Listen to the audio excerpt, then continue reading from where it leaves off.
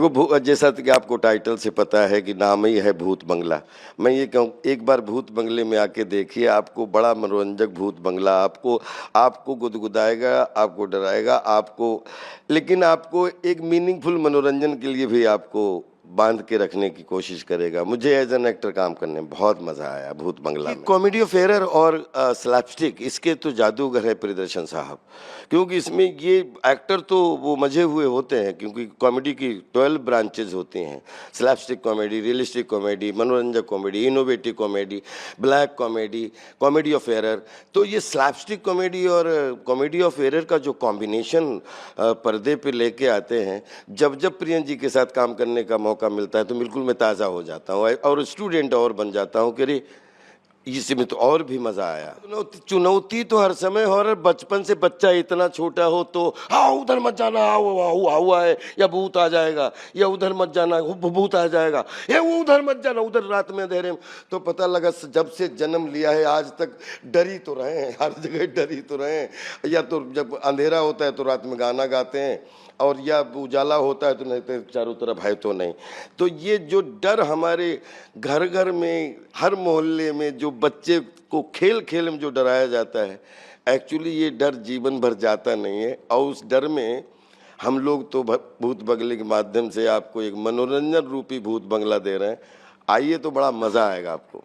प्रियदर्शन जी के साथ काम करके हमेशा नया हो जाता हूँ, क्योंकि प्रियदर्शन जी हिमसेल्फ एक इतने अच्छे एक्टर हैं, इतनी अच्छी उनकी टाइमिंग है, और उन्होंने जिस तरीके से अलग अलग वैरायटी भरे, मतलब साउथ और भारतीय सिनेमा के अलग अलग एक्टरों के साथ अलग अलग तरीके से उन्होंने काम किया, एक नहीं कई सारी फिल्मों, उसका प्रमाण है। तो मैं ये कहूँगा कि प्रियन जी जादूगर हैं, और जब जब मैं उनके साथ में जुड़ता हूँ तो मुझे लगता है कि मनोरंजन रूपी विज्ञान का फिर मुझे एक विद्यार्थी होने का सौभाग्य मिला और कुछ करने का मौका मिला। फिल्म के दौरान कोई ऐसा सीन जो आप इंस्टेंट बना हो, इम्प्रोवाइज किया गया हो आपके द्वारा? नहीं, मेरे द्वारा नहीं, लेकिन एक बार ऐसा हुआ कि ये बात सच है कि हम लोग, अंधेरा थोड़ा सा था और हम लोग थैला लेके 2 लोग जा रहे थे, शाहजहांपुर की बात है, और दोनों ही छोटे थे, 9th में पढ़ना, 9, 5, 14, 12-14 साल के हम। एक ब्रजेश कुमार श्रीवास्तव हैं, मैं हूँ, एक पुलिया क्रॉस कर रहे थे। अचानक बात करते, अचानक 30 फीट की एक ऐसी मूर्ति आ रही है, ऐसे ऐसे करते हुए हम लोगों को ऐसे पकड़ने को, जब हम लोग जो चिल्लाए, और सच में 2 मिनट तक तो समझ में नहीं था कि ये था क्या। दोनों ने देखा प्रॉपर और लौट गया, वहाँ कुछ भी नहीं था। तब से मुझे ऐसा लगता है कि कहीं न कहीं आपको आपका नुकसान कुछ नहीं हो, लेकिन कहीं न कहीं हवा में नेगेटिव पॉजिटिव आत्माएं तो रहती हैं, बोलते हैं हवा के रूप में रहती हैं, और उनका अपना जो है, जैसे 50,000 धरतियां हैं, कहीं न कहीं तो सबका निवास है। जो एक बार जन्म ले चुका है वो आत्मा तो बन चुका है। अक्की पाजी के साथ में जब जब काम करते हैं तो सबसे ज़्यादा मज़ा ये आता है, तो ऐसा लगता नहीं कि 20 साल से कई सारी फिल्में की, क्योंकि जब जब करते हैं तो जो भी लाइनें हम लोगों को या जो भी सीन करने को मिलता है, वो प्रियन जी के साथ ट्रस्ट ऐसा है कि हमेशा कभी भी हंगामा के बाद प्रियन जी से कभी भी कोई स्क्रिप्ट नहीं आज तक सुनी, कोई भी कैरेक्टर आज तक नहीं सुना, और बहुत सारे सीन जो हैं वो सेट पे ही प्रियन जी खुद हमें अक्षय पाजी को समझा के, और जिस तरीके से जब तक वो पूरा सीन शूट ना हो जाए तब तक अक्षय पाजी हम लोग कुछ ना कुछ उस सीन में ज़िंदा करने की छोटे छोटे नुमाइंसेस करते रहते हैं।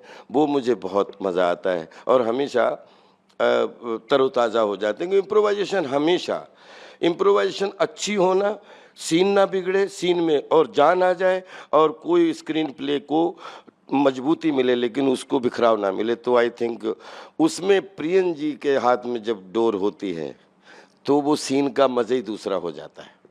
परेश जी पोस्टर में दिख रहे, असरानी जी भी पोस्टर में दिख रहे, इनका कितना है फिल्म में? असरानी साहब के साथ तो खैर परेश भाई तो एक बड़े भाई की तरह हैं और थिएटर से हैं, और उन्होंने देश में थिएटर की बहुत बड़ी सेवा की है और आज भी कर रहे हैं, और फिल्म इंडस्ट्री की बहुत सेवा की है।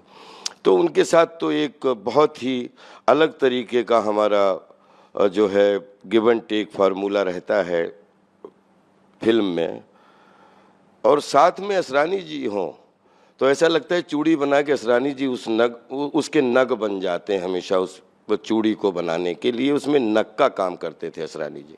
असरानी साहब के साथ में क्या बोलूं कि फट्टा टाकीज़ में उनको शोले के रूप में देखा। कहाँ फट्टा टाकीज़ शुरू करके कभी सोचा नहीं था कि पिछले 20 साल असरानी जी के साथ एक नहीं 20 फिल्मों में काम करने का सौभाग्य मिलेगा। और असरानी जी ने उनके जैसा ग्रेट एंटरटेनर भी नहीं देखा जिन्होंने 250-250 लोगों की यूनिट बिठा के 1-1 घंटे खुद इम्प्रोवाइज़ करके जो है कुछ दिनों पहले तक। और आज असरानी साहब हम लोगों के बीच में नहीं हैं, लेकिन एक दिन सबको ही जाना है। ये फिल्म, ये चरित्र सब उनकी याद में, पूरी जनता खूब इसका एंजॉय करे, सब उनके लिए ये समर्पित है। और कि उनकी अंतिम फिल्म ये थी और उनके जाने के पहले उनके साथ में स्क्रीन शेयर करने का सौभाग्य मिला। बस आप जहाँ भी रहें, लव यू। और इस फिल्म के साथ में एक अच्छी चीज़ है कि इस हॉरर युग में जहाँ पे मनोरंजन में हॉरर मनोरंजन को बहुत रिस्पेक्ट मिल रहा है, उसमें एक बहुत अच्छा मनोरंजन देखने को आप सबको मिलेगा। बस यही कामना करता हूँ।